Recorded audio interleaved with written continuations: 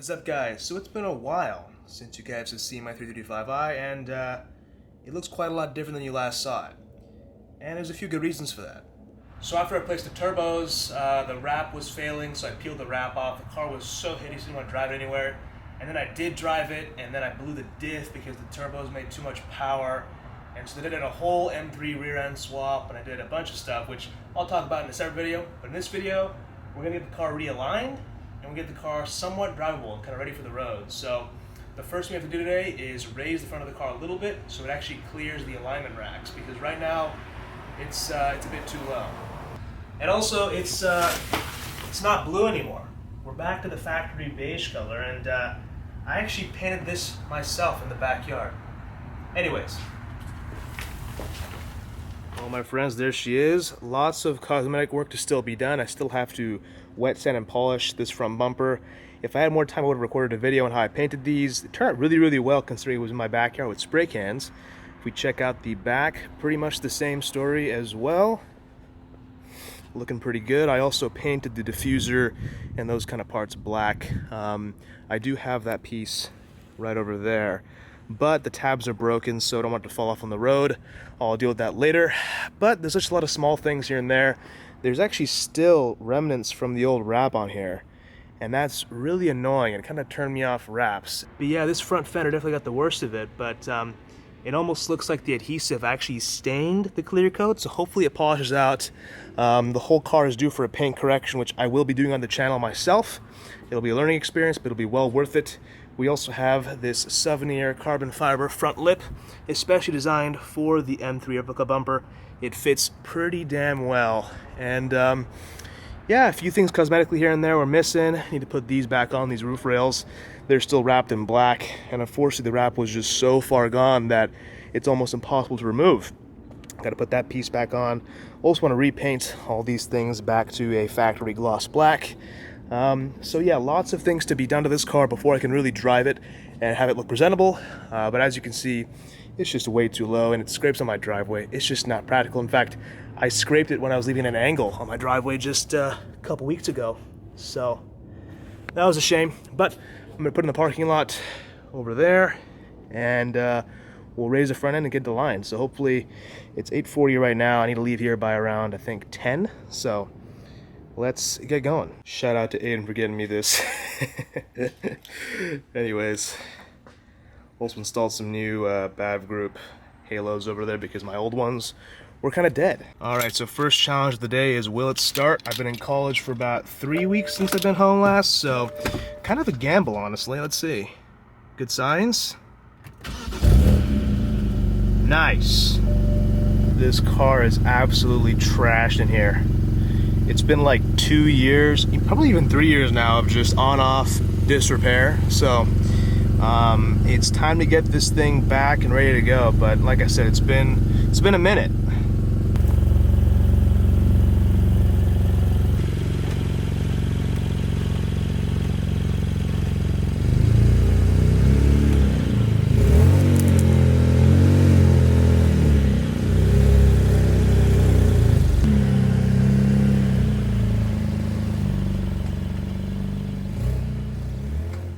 If I were to guess, that sounded pretty bad, but let's keep going, I guess.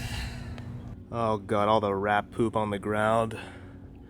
That's how you know there have been rats living inside that thing for God knows how long.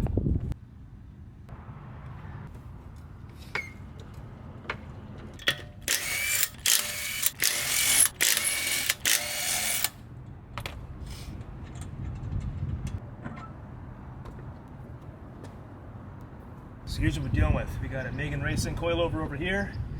Basically all I gotta do is unlock the lock and collar over here and just crank it up and raise the car a little bit.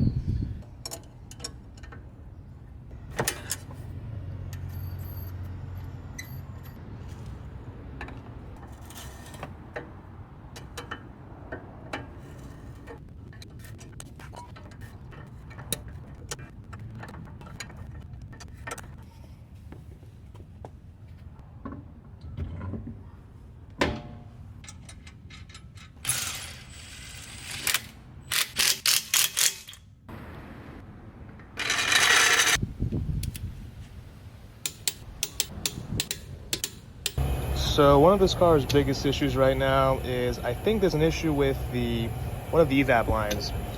It's causing codes. I can't fill up my tank all the way, and also my fuel gauge isn't working, so there's some weird pressure in the tank.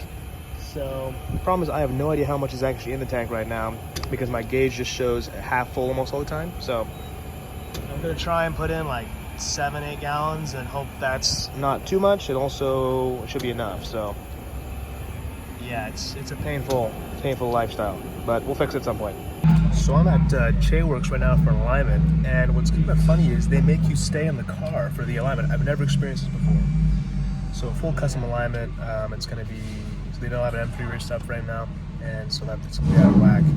There's a C8 Corvette making that noise back there, but this is pretty insane. If you look at the cars here, there's the beautiful white E94 6 Series on Style 5s, and also some Supras and some M4s, M3s as well.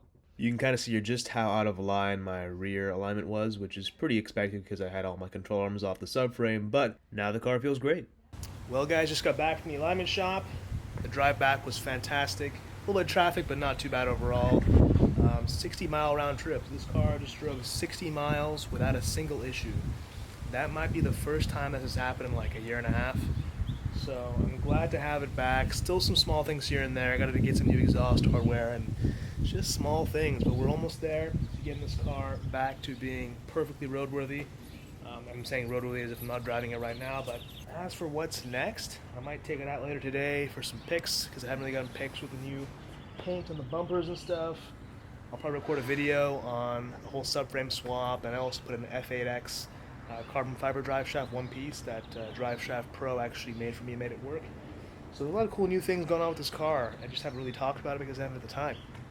I wish I could have made proper DIYs for the subframe swap and also the drive shaft and stuff like that, but just time has been really scarce these days, especially with school, so I'm just glad to be here right now and making stuff with this car again. It's also pretty filthy, as you can see.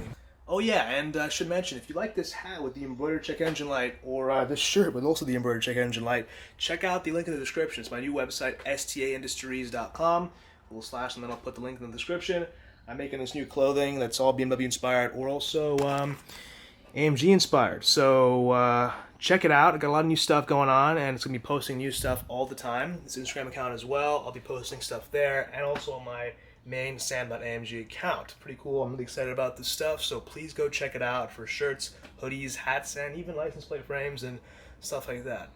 I've decided to put the E92 away for the day today. I think we'll let this car sit for a bit until I get some more time to work on it, but it's looking good. We can lower it just a bit more. I do have quite a bit of room now, so. But yeah, 335 is all covered up now, and I'm gonna go see Aiden and see what he's up to. I think he's working on an E28 and not his own one, so we'll see what's up. Let's take the ML63 to Aiden's house. Good old ML, needs some TLC, but it's doing well otherwise. Almost at 120,000 miles. You know, I heard some lifter ticks, so I went to go add some oil. It's usually a little quart, which is what that means. And I'm greeted with this delightful, just great rat shit everywhere. Just sprayed some of this stuff around the engine bay. I do recommend it. It's just been a while since I last used it, so you never want to see that side, because if they eat through wires, that can be a several $1,000 harness repair in the making, which is just horrible with any of these cars. I will link it in the description below. Check it out if you have a rodent problem with your cars. I actually forgot to put the cover on last night. So the cat walked over it, that's why there's that. Out here at the Wumbo household. Wumbo household, vlogging with Sam. E30's over there. It's kind of cute, I guess. Sam didn't drive the 335. No, I didn't. I was too scared in servicing this. It's 535, right? Yeah. Ball or mobile? I'm getting flashbacks like when we first got this car right now. And I was filming dumb stuff. And now we're here. What were you doing? Filming dumb stuff? Yeah, like what, 3 years ago? Oh, that stuff. That's some dumb stuff. I was starting to work on the E30 a lot more. Subscribe to Vizu Vlogs.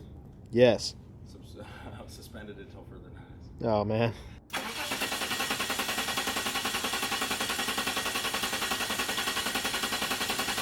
maybe those spark plugs don't work anymore.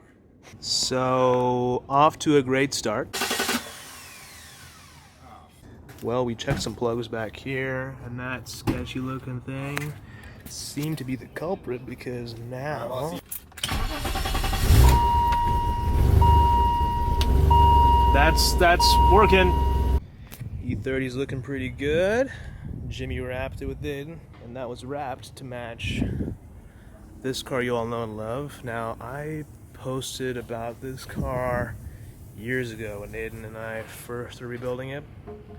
Obviously, he really took off with this thing, and now it is a completely different car. But if you guys remember back when he hit a deer, in fact, he's got a little deer right there. That was what started all of this stuff. So yeah, he's working on this one for a customer. It's his mom's Comet. And there's the ML63. Well guys, I am so glad to have 335i back on the channel, and also as just a car I can just drive normally now, which I couldn't do for years. So I'm really glad to have that back, and hopefully, might be a little optimistic, but hopefully I can daily drive it again within the next couple months, so I can kind of go back and forth between this car and the E39. Definitely going to make a better effort of posting more frequently to the channel, especially throughout the end of this year. But yeah, stay tuned for more fun videos as well, and see you guys in the next one.